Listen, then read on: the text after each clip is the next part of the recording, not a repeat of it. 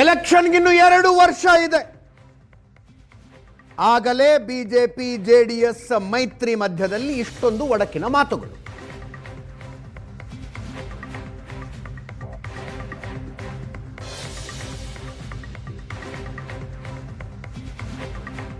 ಈಗ ಚರ್ಚೆ ಇದು ಯಾರಿಂದ ಶುರುವಾಯಿತು ಅಂತ ಇಲ್ಲೂ ಕೂಡ ಬ್ಲೇಮ್ ಗೇಮ್ ಆಗ್ತಾ ಇದೆ.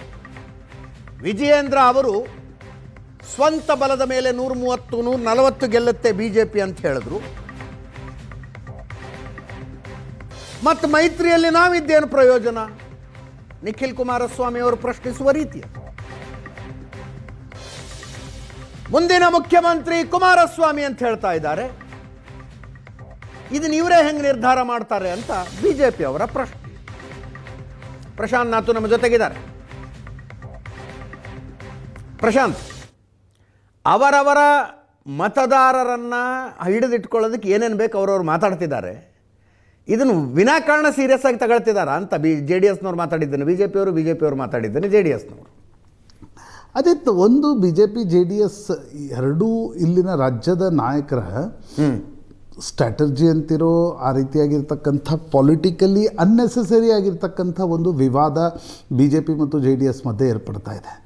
ಯಾರೂ ಕೂಡ ಈಗ ನಿಮ್ಮ ಹೇಳಿಕೆಗಳನ್ನು ನೋಡ್ಕೊಂಡು ನಿಮ್ಮ ಮತದಾರರು ಏನನ್ನು ಡಿಸೈಡ್ ಮಾಡ್ತಕ್ಕಂಥ ಸ್ಥಿತಿಯಲ್ಲಿಲ್ಲ. ಅಂದರೆ ಇನ್ನೂ ಚುನಾವಣೆಗಳು ಕೂಡ ಘೋಷಣೆ ಆಗದೆ ಇರುವಾಗ ನಿಮ್ಮ ಮತದಾರರನ್ನ ಹಿಡ್ಕೊಳ್ತೀರಿ ಅಂದರೆ ಹೇಗೆ ಹಿಡ್ಕೊಳ್ತೀರಿ? ನಂಬರ್ 1 ಪ್ರಶ್ನೆ. ಎರಡನೇ ಪ್ರಶ್ನೆ, ನೀವಿಬ್ಬರೂ ಕೂಡ ಲೋಕಸಭಾ ಚುನಾವಣೆಯಲ್ಲಿ ಒಟ್ಟಿಗೆ ಹೋಗಿದ್ರಿ. ಸಿದ್ದರಾಮಯ್ಯ ಸರ್ಕಾರದ ವಿರುದ್ಧ ಲೆಜಿಸ್ಲೇಟಿವ್ ಶಾಸಕಾಂಗದ ಒಂದು ಸ್ಟ್ರಾಟಜಿಯನ್ನು ಕೂಡ ಇಬ್ಬರು ಜೊತೆಗೆ ಮಾಡಿದ್ರಿ. ಕರೆಕ್ಟ್. ಈಗ ಮೊನ್ನೆ ಪತ್ರಿಕಾಗೋಷ್ಠಿಯನ್ನು ಕೂಡ ಈಗ ಜೊತೆಗೆ ಮಾಡಿ ಏಕಾಏಕಿ ಸೌದತ್ತಿಯಲ್ಲಿ 32,000, ಮಂಡ್ಯದಲ್ಲಿ 20,000. ನೋಡಿ, ಮೈತ್ರಿ ಆಗತ್ತೋ ಬಿಡುತ್ತೋ ಅಂತಕ್ಕಂಥದ್ದು ಮುಂದಿನ ಭಾಗ.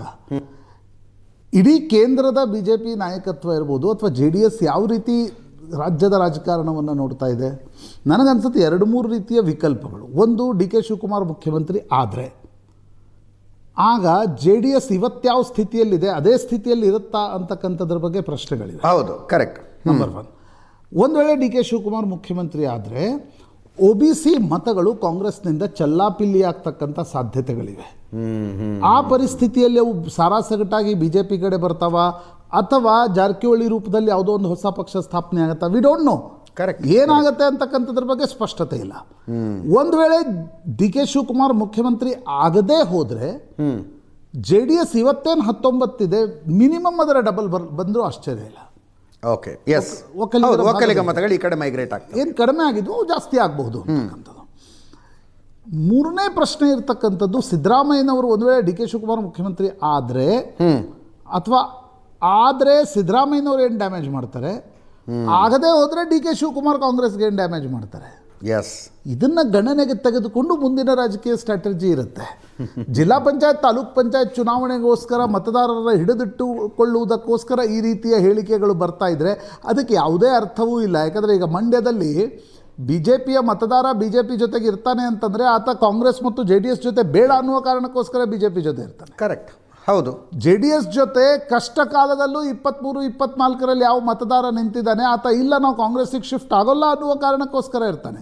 ಹೀಗಾಗಿ ನಿಮ್ಮ ಟೆಲಿವಿಷನ್ ಬೈಟ್ಗಳಿಂದ ಮತದಾರ ಏನೋ ಪ್ರಭಾವಿತನಾಗ್ತಾನೆ, ಆ ಕಡೆ ನಿಲ್ತಾನೆ ಈ ಕಡೆ ನಿಲ್ತಾನೆ ಅನ್ನುವ ಸ್ಥಿತಿ ಚುನಾವಣೆ ಘೋಷಣೆ ಆದಮೇಲೆ ಬರುತ್ತೆ. ಅದಕ್ಕಿಂತ ಮುಂಚೆ ಯಾಕೆ ಬರುತ್ತೆ ಅಂತಕ್ಕಂಥದ್ದು ಪ್ರಾಯಶಃ ವಿಜಯೇಂದ್ರ ಮತ್ತು ನಿಖಿಲ್ ಕುಮಾರಸ್ವಾಮಿಯೇ ಅದಕ್ಕೆ ಉತ್ತರವನ್ನು ಕೊಡಬೇಕಾಗುತ್ತೆ.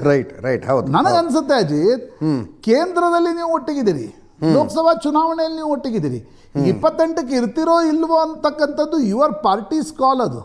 ಕರೆಕ್ಟ್. ಬಟ್ ಅದನ್ನು ಮಾಧ್ಯಮಗಳ ಎದುರುಗಡೆ ಬಂದು ಮಾತನಾಡೋದು ಪೊಲಿಟಿಕಲಿ ಎಷ್ಟರ ಮಟ್ಟಿಗೆ ಮ್ಯಾಚ್ಯೂರ್ಡ್ ಅಥವಾ ಪೊಲಿಟಿಕಲಿ ಎಷ್ಟರ ಮಟ್ಟಿಗೆ ಪ್ರೂಡೆಂಟ್, ಪೊಲಿಟಿಕಲಿ ಎಷ್ಟರ ಮಟ್ಟಿಗೆ ವಿಸ್ಡಮ್ ಅನ್ನೋದನ್ನು ಆಯಾಯ ರಾಜ್ಯ ನಾಯಕರೇ ನಿರ್ಧರಿಸಬೇಕು.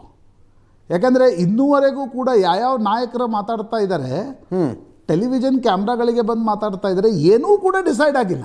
ಹೆಂಗ್ರಿ ಯಾರು ಮುಖ್ಯಮಂತ್ರಿ ಆಗ್ತಾರೆ ಅಂತ ಡಿಸೈಡ್ ಆಗುತ್ತೆ? ಒಂದು ವೇಳೆ ಡಿ ಕೆ ಶಿವಕುಮಾರ್ ಅವರು ಅಂದ್ಕೊಂಡಂಗೆ 140 ತೆಗೆದುಕೊಂಡ್ರು ಅಂದ್ರು ನಿಮ್ಗೇನು ಸಿಗುತ್ತೆ? ಏನು ಸಿಗುತ್ತೆ? ಸೊ ನನಗೆ ಕುಮಾರಸ್ವಾಮಿ ಅವರು ಅದನ್ನ ಹೇಳಿದ್ರು, ಕೂಸುಟ್ಟಕ್ಕಿಂತ ಮುಂಚೆ ಕುಲ ಯಾಕೆ ಹೊಲಿತಿದ್ದೀರಿ ಅಂತ. ಅದನ್ನು ಕುಮಾರಸ್ವಾಮಿ ಅವರೇ ಹೇಳಿದರು. ಬಟ್ ನಿಖಿಲ್ ಸುಮ್ಮನೆ ಇರಿಸ್ತಿಲ್ಲ ಅವರು. ಅಲ್ಲ ನೋಡಿ, ನನಗನ್ಸುತ್ತೆ ನಿಖಿಲ್ ಕುಮಾರಸ್ವಾಮಿ 3 ಚುನಾವಣೆಗಳ ಸೋತ ನಂತರ first he should make his house in order. That should be first priority.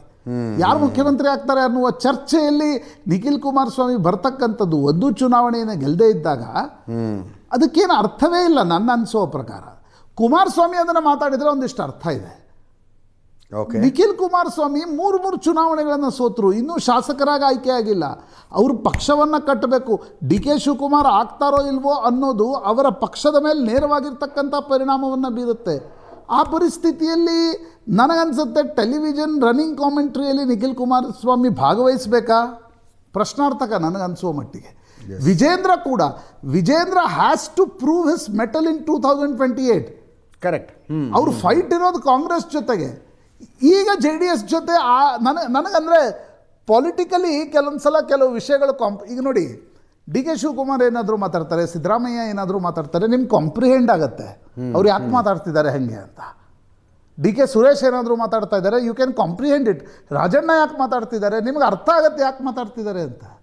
Vijendra ಮತ್ತು ನಿಖಿಲ್ ಕುಮಾರಸ್ವಾಮಿ ಅಥವಾ ಪ್ರೀತಮ್ ಗೌಡ ವರ್ಸಸ್ ನಿಖಿಲ್ ಕುಮಾರಸ್ವಾಮಿ ಈ ಹಂತದಲ್ಲಿ ಇಷ್ಟೊಂದು ದೊಡ್ಡ ಮಟ್ಟದಲ್ಲಿ ಅದು ಬ್ಲೋ ಅಪ್ ಆಗ್ತಿರ್ತಕ್ಕಂಥದ್ದು, ಎಂಡ್ ಆಫ್ ದ ಡೇ ಅದಕ್ಕೆ ಏನಾದರೂ political significance and political consequence ಬೇಕಲ್ಲ. ಹೌದಪ್ಪ, ನಾಳೆ ನೀವು ಮೈತ್ರಿ ಮುರ್ಕೊಳ್ತೀರಾ? ನಾಳೆ ನೀವು ಕೇಂದ್ರದ ಮಂತ್ರಿಮಂಡಲದಿಂದ ಕುಮಾರಸ್ವಾಮಿ ಹೊರಗಡೆ ಬರ್ತಾರ? ಸದ್ಯಕ್ಕೆ ಅದಕ್ಕೆ ದೇವೇಗೌಡರು ಒಪ್ಪಿಗೆ ಕೊಡ್ತಾರಾ? ಮೈತ್ರಿ ಮಾಡಿಕೊಳ್ಳುವುದು ಇವ್ರ ಕೈಲಿರಲಿಲ್ಲ, ಮೈತ್ರಿ ಮುಟ್ಕೊಳ್ಳೋದು ಇವ್ರ ಕೈ. ಮೈತ್ರಿ ಆಗುತ್ತೋ ಇಲ್ವೋ ಅಂತ ಕಷ್ಟ.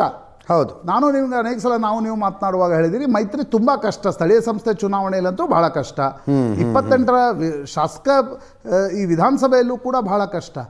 ಬಟ್ 28ರದ್ದು ಈಗಲೇ ಮುಂಗಾಲು ಪುಟಿಗೆ ಹೊಡೆಯೋದು ಎಷ್ಟರ ಮಟ್ಟಿಗೆ ಸಮಂಜಸ ಅಂತಕ್ಕಂಥದ್ದು ಕೂಡ ಪ್ರಶ್ನಾರ್ಥಕ ಅಂತ ನನಗನ್ಸುತ್ತೆ. ಅರ್ಥ ಆಗದೇ ಇರೋದು ಪಾಲಿಟಿಕ್ಸ್.